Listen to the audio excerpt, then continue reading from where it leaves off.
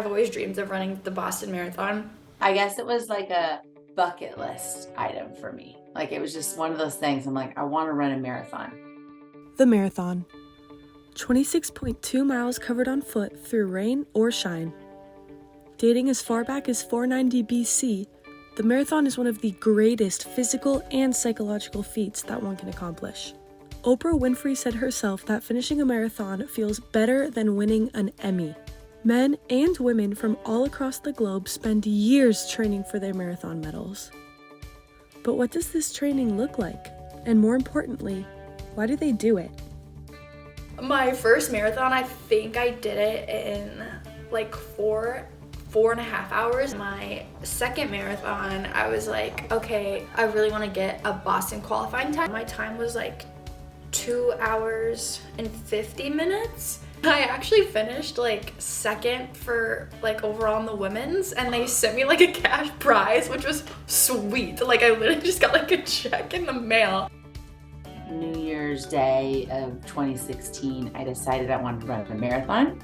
And about 3 weeks later, I signed up for the run that I decided to do. It took me 4 hours and 40 seconds.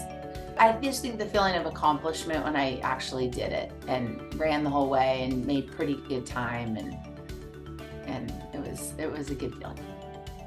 To accomplish these amazing feats, it takes a lot of strength, willpower, and dedication, which oftentimes can be extremely draining on both the body and the mind. Sometimes it's just like exhausting and like kind of repetitive. I try to like switch up my routes, or like I'll listen to playlists or something just to like make it different. Like I'll try to run with someone. It was really hard to stay motivated. It was just so time consuming.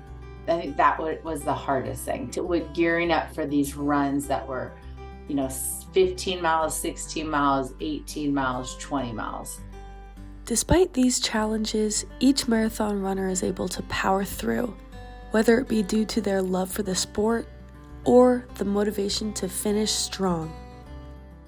Like I just love it, and so I think that makes it a little bit easier. Also too, like I know like it sucks like getting up, but like once I start it's totally fine, and then like I feel like kind of like the runner's high and everything that comes with it, it's just like a really good way to like start your day. I really like running like early in the morning, so I like to listen to like the sounds of like the nature. It's so pretty, especially like when the sun rises.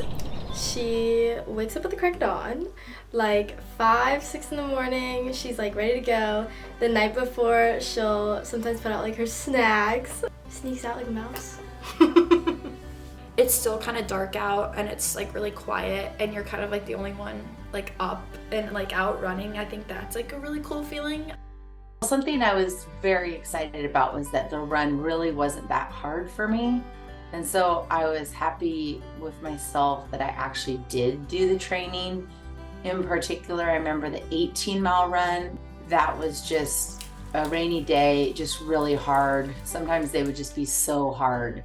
And the actual marathon was really not, because I had trained so well. I just started training for a half marathon, and it's cold here and rainy, and I'm having a really hard time going outside. But once I put my shoes on and step outside, I really don't mind running that much. It's just getting out the door that's hard.